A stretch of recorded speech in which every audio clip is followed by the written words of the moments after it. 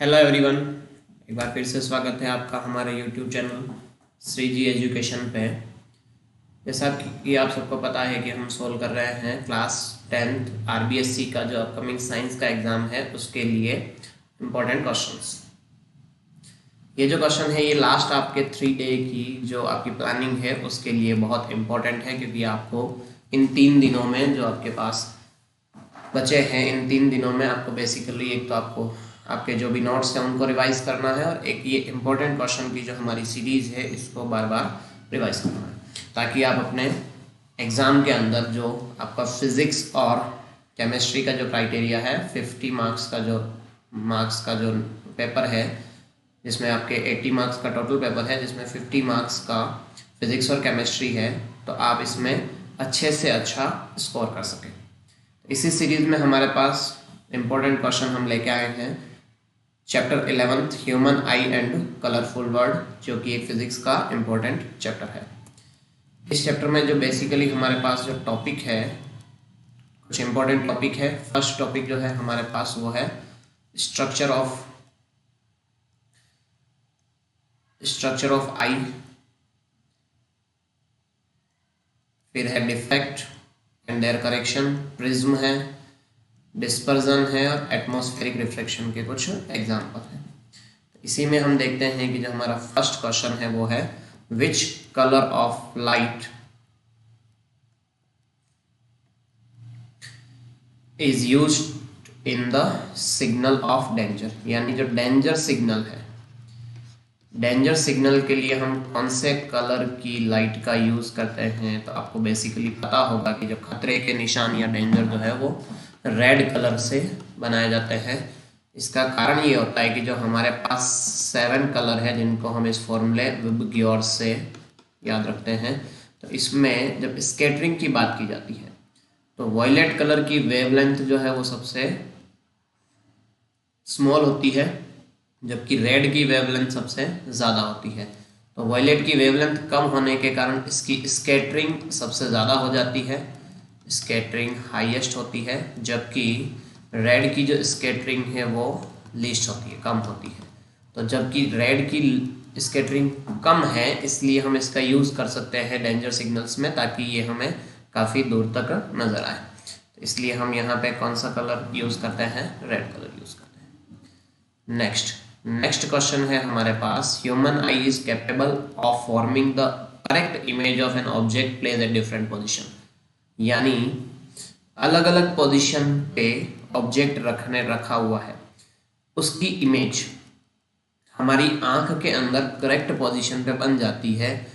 और वो कहाँ बनती है, तो हमें पता है कि जो हमारी आई के अंदर जो इमेज बनती है वो रेटिना पर बनती है। तो मान लीजिए जैसे अगर हम स्ट्रक्चर की बात करें तो ये हमारे पास बेसिकली स्ट्रक्चर है। मान लेते हैं ये हमारे पास एक स्पेरिकल ने बॉल बनाया है, जिसको हम अभी आई मान के चल रहे हैं। तो इस आई में जो हमारा इमेज बनता है, हमें पता है कि बेसिकली जो इमेज है वो कहाँ बनता है, रेटिना पे, यहाँ पे।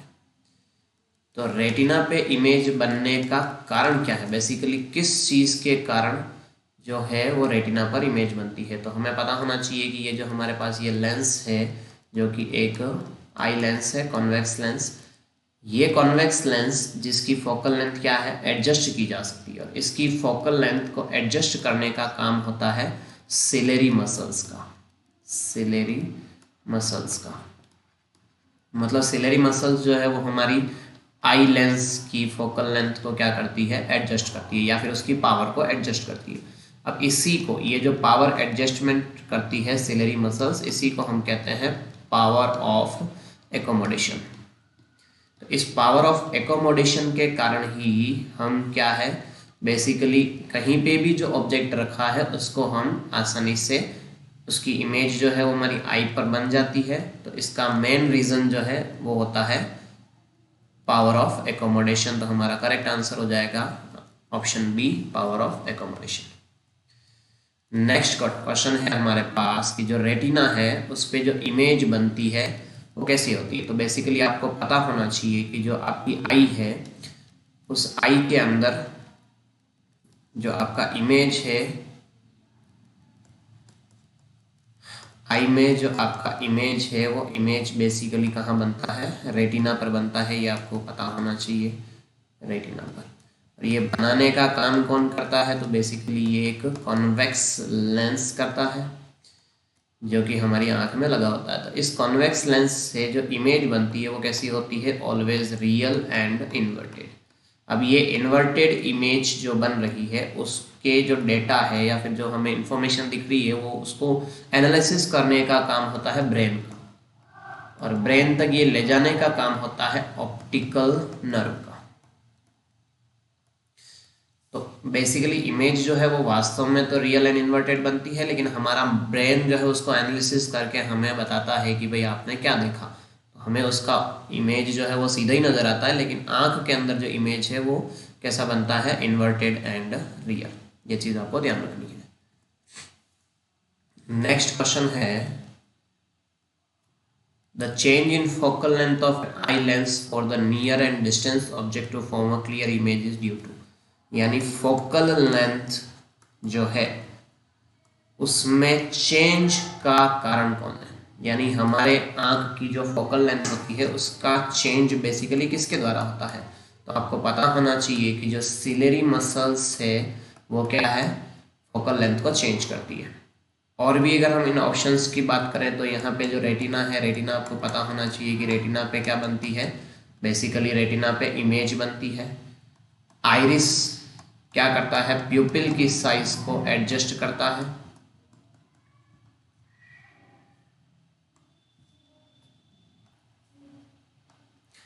और प्यूपिल जो है, प्यूपिल अकॉर्डिंग टू लाइट,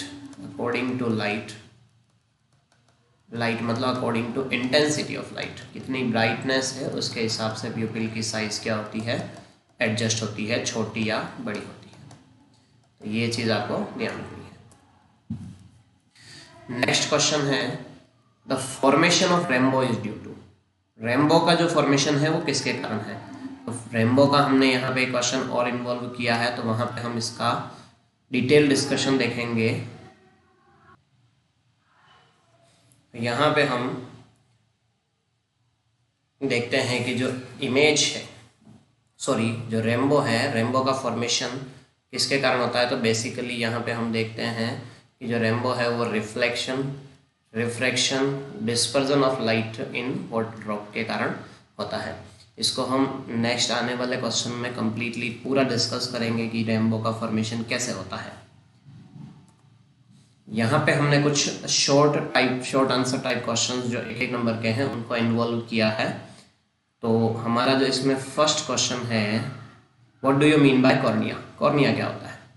तो यहाँ पे हमने देखते हैं कि it is the front part of human eye to focus the light made of transparent. यानी ये फ्रंट पार्ट होता है, जैसे ये आपका आई लेंस है तो इसके सबसे फ्रंट में जो पार्ट होगा वो ये एक ट्रांसपेरेंट मेम्ब्रेन से बना होता है, और ये क्या करता है, लाइट जो आ रही है सबसे ज़्यादा यहाँ पे रिफ्लेक्शन होगा लाइट का, और ये सबसे बेसिकली इसका काम होता है कि ये लाइट को फोकस करता है। व्हाट इज आइरिस, तो हमें पता है कि iris it is a colourful diaphragm of the eye. जो आपकी ये मान लीजिए ये आपके आई बॉल है और उसके सेंटर में कुछ ये आपका एक प्यूपिल है, और इस प्यूपिल के चारों तरफ ये क्या है, बेसिकली आइरिस है पूरी तरह से ये आई बॉल के अंदर। तो ये जो रंगीन पार्ट है, जो कलरफुल पार्ट है, किसी की ब्लू होता है, ब्राउन होता है, तो ये जो पार्ट है ये क्या कहलाता है, प्यूपिल आइरिस कहलाता है। प्यूपिल जो है वो इसके बीच में एक बिल्कुल ब्लैक डॉट जैसा आपको नज़र आएगा आपकी आंख के अंदर, वो प्यूपिल होता है। बेसिकली ये जो आइरिस है ये क्या करता है, साइज ऑफ प्यूपिल को एडजस्ट करता है।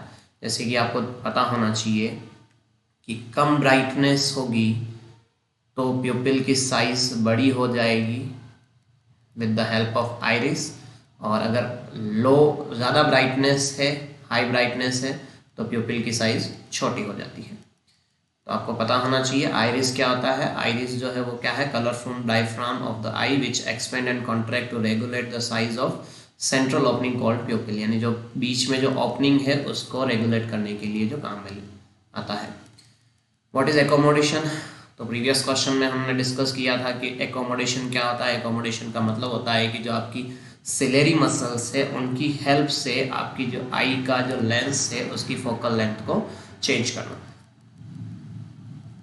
The process in which the lens changes its focal length to focus an object at different distance is called, यानी अलग अलग डिस्टेंस पे जो ऑब्जेक्ट रखा हुआ है उसकी इमेज को क्या करना है, फोकस करना है, तो उसी प्रोसेस को हम पावर ऑफ एकोमोडेशन कहते हैं। नेक्स्ट क्वेश्चन है what do you mean by near point, यानी नियर पॉइंट से आपका क्या मतलब है। तो आपको पता होना चाहिए दो चीज़ें बेसिकली यहाँ पे है, एक तो है फार पॉइंट और एक है हमारे पास नियर पॉइंट। नियर पॉइंट का मतलब ये होता है कि एक जो मिनिमम डिस्टेंस जहाँ पे कोई भी एक आई जो है वो देख सकती है विदाउट एनी स्ट्रेन, मतलब हम आंखों में बिना किसी स्ट्रेन के आराम से किसी डिस्टेंस को देख सकते हैं, वो आपके पास नियर पॉइंट कहलाएगा। और इसी तरह से फार पॉइंट जो मैक्सिमम डिस्टेंस होती है, मिनिमम डिस्टेंस को नियर पॉइंट कहेंगे, मैक्सिमम डिस्टेंस को फार पॉइंट कहेंगे। तो यहाँ पे मिनिमम डिस्टेंस एक नॉर्मल ह्यूमन की आई के लिए 25 सेंटीमीटर होती है, जबकि फार पॉइंट जो है वो क्या होता है, इन्फिनिटी होता है। तो the what is mean by near point, तो हम इसकी डेफिनेशन इस तरह से लिख सकते हैं, the minimum distance eight which an object can be seen most distinctly without strain is called near point of the I. What is the least distance of human आई, यही बात है कि for a normal I the near point is located 25 centimetre from the I, the distance is called least distance for normal vision. Normal vision के लिए 25 जो है वो least distance होती है। तो इनमें हमने कुछ शॉर्ट क्वेश्चन डिस्कस किए हैं। नेक्स्ट, ड्रॉ अ रे diagram of refraction of light from a prism and explain the phenomena of white light dispersion, यानी हमें यहाँ पे कहा गया है कि एक रे डायग्राम बनाओ refraction of light by prism के लिए। तो बेसिकली हम देखते हैं कि मान लीजिए हमारे पास ये इस तरह से एक वाइट लाइट जो है, इस तरह से मान लीजिए एक वाइट लाइट यहाँ पे एंटर होती है, या फिर हम अभी मान लेते हैं कि यहाँ से लाइट एंटर हो रही है, वाइट लाइट नहीं मान लेते हैं, पहले मान लेते हैं यहाँ से लाइट एंटर हो रही है। तो जब यहाँ से लाइट एंटर होगी तो बेसिकली आपको पता होना चाहिए कि जो प्रिज्म है आपका, ये प्रिज्म बेसिकली बना होता है डेंसर मीडियम से। तो हमें पता है कि जब लाइट रेयर मीडियम से डेंसर मीडियम में जाती है तो वो टुवर्ड्स नॉर्मल मुड़ जाती है। तो यहाँ से ये लाइट का एक्चुअल पाथ ये होना चाहिए, तो ये यहाँ से बैंड होके कुछ इस तरह से यहाँ आ जाती है। तो ये हमारे पास P, Q और ये R जो है वो क्या है, यहाँ पे रिफ्रैक्टेड रे है। सिमिलरली अगर हम यहाँ देखें सेकंड फेज पे, तो जब लाइट यहाँ पहुँचती है तो हमें यहाँ पता चल रहा है कि लाइट डेंसर मीडियम से किस में जा रही है, रेयर मीडियम में। तो डेंसर मीडियम में रेयर मीडियम में जाने पर हमें पता है कि लाइट क्या है, अवे फ्रॉम नॉर्मल मुड़ती है, तो इस तरह से मुड़ जाएगी। तो इस तरह से हम देखते हैं कि जब प्रिज्म में कोई लाइट एंटर की जाती है, मोनोक्रोमेटिक यानी एक कलर की लाइट एंटर की जाती है, तो वो लाइट अपने एक्चुअल पाथ से डेविएट हो जाती है और towards the base of prism मुड़ जाती है। अब यहाँ पे अगर हम देखें कि ये जो एंगल बन रहा है कौन सी, ये हमारे पास पाथ ऑफ इंसिडेंट रे है, ये हमारे पास पाथ ऑफ एमर्ज्ड रे है। तो इन दोनों के बीच में जो ये एंगल बन रहा है, ये एंगल आपका कहलाता है एंगल ऑफ डेविएशन। यानी यहाँ जो हमने D बनाया है ये क्या है, angle of deviation. Angle D जो है वो हमारे पास एंगल ऑफ डेविएशन हो जाएगा। यहाँ ये जो एंगल बन रहा है ऊपर, ये एंगल आपके एंगल ऑफ प्रिज्म कहलाता है। और इसको हम इस तरह से डिफाइन कर सकते हैं कि जो दो रिफ्रैक्टिंग सरफेसेस है उनके बीच में बनने वाला एंगल, यहाँ पे ये एंगल ऑफ एमर्जेंस हो जाएगा। ये क्या है, नॉर्मल का और एमर्ज रे के बीच में बना हुआ एंगल। अब हमें यहाँ पे कहा गया है explain the phenomena of white light dispersion, यानी डिस्पर्जन को हमें एक्सप्लेन करना है। तो what is mean by dispersion, तो डिस्पर्जन का मतलब ये होता है कि जब वाइट लाइट किसी प्रिज्म में एंटर करती है तो वो क्या है, इन 7 कलर में स्प्लिट हो जाती है। इसी को हम डिस्पर्जन ऑफ लाइट कहते हैं। अब ये स्प्लिटिंग क्यों होती है, तो आपको पता होना चाहिए कि जो डिफरेंट कलर है, डिफरेंट कंपोनेंट, जो कलर का कंपोनेंट है उसकी वेवलेंथ क्या होती है, डिफरेंट होती है। और वेवलेंथ डिफरेंट होने के कारण आपको ये पता होना चाहिए, मोस्ट इम्पॉर्टेंट चीज़ बात बता रहा हूँ मैं आपको, कि चाहे रिफ्रैक्शन हो चाहे रिफ्लेक्शन हो, दोनों ही कंडीशन में फ्रीक्वेंसी चेंज नहीं होती है, बट वेवलेंथ जो है रिफ्रैक्शन वाले केस में चेंज हो जाती है। वेवलेंथ जो है वो रिफ्लेक्शन वाले केस में चेंज हो जाती है। तो यहाँ पे डिफरेंट वेवलेंथ है, तो अलग अलग कलर की लाइट जब एंटर करेगी तो वो अलग अलग एंगल से डेविएट होगी, और अलग अलग एंगल से जब डेविएट होगी तो हमें वो सातों कलर जो है पहले मिक्स हुए थे वो सातों अलग अलग नजर आएंगे। इसी को हम कहते हैं डिस्पर्जन ऑफ लाइट। मतलब हम डिफाइन अगर करना चाहें तो डिफाइन इस तरह से कर सकते हैं कि when a white light enters in a prism then it will split in 7 different colors. This is called dispersion of light. यानी जब वाइट लाइट एंटर करती है किसी प्रिज्म में तो वो 7 अलग अलग कलर में स्प्लिट हो जाती है, इसको हम डिस्पर्जन ऑफ लाइट कहते हैं। नेक्स्ट जो क्वेश्चन है हमारे पास, क्वेश्चन है A 14-year-old student is unable to see the question written on the board kept at 5 metre distance. आपको यहाँ ध्यान रखना है 5 मीटर डिस्टेंस पे रखे हुए बोर्ड पे कुछ लिखी हुई चीज़ें जो है वो किसी बच्चे को नहीं दिखाई दे रही है। अब 5 मीटर डिस्टेंस मतलब ये क्या है, फार पॉइंट है, कोई दूर की डिस्टेंस है। अब दूर की चीज़ें जब नहीं दिखाई देती है तो आपको पता होना चाहिए कि जब दूर की चीज़ें नहीं दिखाई देती है तो उस डिफेक्ट को हम कहते हैं मायोपिया। और इस मायोपिया डिफेक्ट के अंदर जो बेसिकली इमेज होती है वो कहाँ होती है, कहाँ बनती है, तो वो रेटिना से पहले बनती है, इसीलिए इसको शॉर्ट साइटनेस भी कहते हैं। अब इसका करेक्शन हम कैसे करते हैं, तो करेक्शन हम करते हैं using a concave lens of suitable focal length. यानी हमें किसी सूटेबल फोकल लेंथ का लेंस यूज करके हम उसको करेक्ट कर सकते हैं। तो यहाँ पे पहला क्वेश्चन हमारे पास है कि give the name of I defect is suffering from. तो यहाँ पे वो कौन से डिफेक्ट से सफ़र कर रहा है, मायोपिया से। और इसको कैसे करेक्ट किया जाता है, तो with the help of concave lens, जैसा कि हमने यहाँ डायग्राम में शो कर रखा है। नेक्स्ट क्वेश्चन है हमारे पास, what is Tyndall effect. Tyndall effect क्या है, बहुत ही इंपॉर्टेंट क्वेश्चन है। टिंडल इफेक्ट क्या है, तो बेसिकली देखिए टिंडल इफेक्ट को हम, ये जो सामने आपको डायग्राम दिख रहा है, इस डायग्राम से समझते हैं। यहाँ पे एक लाइट सोर्स है, ये इस लाइट सोर्स से लाइट आ रही है, और ये लाइट पहले तो एक सॉल्यूशन के अंदर एंटर कर रही है जो ट्रू सॉल्यूशन है, और पीछे एक कॉलोइडल सोल है उसके अंदर एंटर कर रही है। तो बेसिकली अगर हम ट्रू सॉल्यूशन देखें तो इस ट्रू सॉल्यूशन के अंदर हमें लाइट का कोई पाथ यहाँ पे ऐसे जाता हुआ नजर नहीं आ रहा।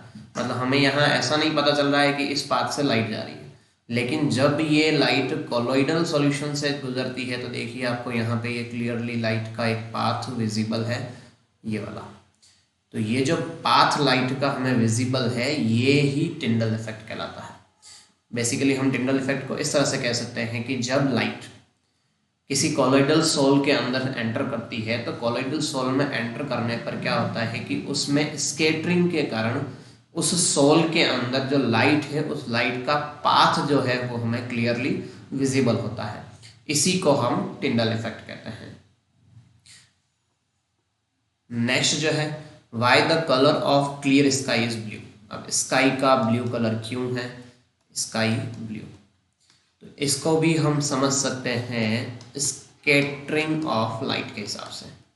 स्कैटरिंग ऑफ लाइट बेसिकली क्या होता है, स्कैटरिंग ऑफ लाइट, तो जो हमें पता है कि भाई लाइट जो है वो 7 वाइट लाइट जो है वो 7 कलर का एक मिक्सचर होता है। तो जब ये लाइट किसी, मान लीजिए एटमॉस्फेयर में कोई पार्टिकल है, उस पार्टिकल से टकराती है और टकरा के कुछ इस तरह से स्प्रेड हो जाती है, फैल जाती है, इसको हम कहते हैं स्कैटरिंग ऑफ लाइट। अब इसके हिसाब से हम ब्लू कलर को कैसे एक्सप्लेन करेंगे, तो हमें पता है कि जो हमारे पास 7 कलर के जो कंपोनेंट्स है वो कौन कौन से हैं, VIBGYOR, violet, indigo, blue, green, yellow, orange और रेड। अब इनमें से इनकी अगर हम बात करें, वायलेट, इंडिगो, ब्लू, इनकी वेवलेंथ कम होती है, तो वेवलेंथ कम होने के कारण इनकी स्कैटरिंग क्या होगी, तो इनकी स्कैटरिंग हाईएस्ट होगी। तो स्कैटरिंग हाईएस्ट होगी मतलब ये सबसे ज़्यादा फैल जाएंगे।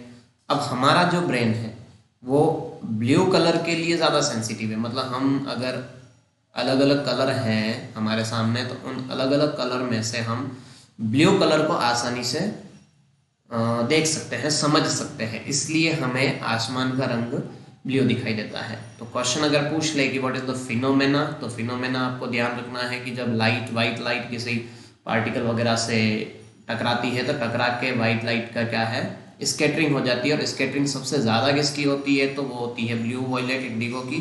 और हमारा ब्रेन ब्लू कलर के लिए ज़्यादा सेंसिटिव है, इसलिए हमें आसमान ब्लू नज़र आता है। तो इस क्वेश्चन में हमने दोनों ही फिनोमेना को अच्छे से एक्सप्लेन किया, टिंडल इफेक्ट और why the colour of clear sky is blue. Next जो हमारे पास क्वेश्चन है that is draw a diagram of myopia eye and hypermetropia eye. मतलब हमें एक मायोपिया आई और एक हाइपरमेट्रोपिया आई के लिए डायग्राम बनाना है। तो बेसिकली देख लीजिए आपके यहाँ पे डायग्राम बना रखा है। तो मायोपिया है उसमें क्या आता है कि आदमी जो है वो दूर की चीज़ों को, फार अवे ऑब्जेक्ट्स को नहीं देख सकता है, और इसी को हम और किस नाम से जानते हैं, शॉर्ट साइटनेस। यहाँ पे जो इमेज है वो बेसिकली क्या होती है, रेटिना से पहले बन जाती है, रेटिना से पहले, बिफोर रेटिना। जबकि जो हाइपरमेट्रोपिया डिफेक्ट है उसके अंदर इमेज जो है वो कहाँ बनती है, आफ्टर रेटिना। इसको हम लॉन्ग साइटनेस कह सकते हैं, लॉन्ग साइटनेस। और इसका जो करेक्शन है वो with the help of convex lens किया जाता है, जबकि मायोपिया का जो करेक्शन है वो कॉन्केव लेंस के द्वारा किया जाता है। Right the value of list, अगला क्वेश्चन इसी में है। लिस्ट डिस्टेंस और डिस्टिंक्ट विजन कितनी है, तो हमें पता होना चाहिए 25 सेंटीमीटर होती है। जबकि जो हाईएस्ट है, दूर की चीज़ें हम कितनी देख सकते हैं, infinite.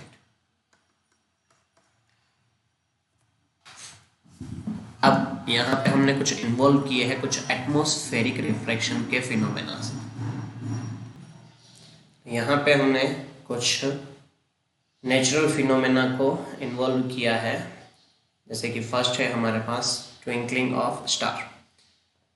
Twinkling of star basically क्या होता है कि इसको हम इस तरह से समझ सकते हैं, जैसे ये हमारे पास मान लीजिए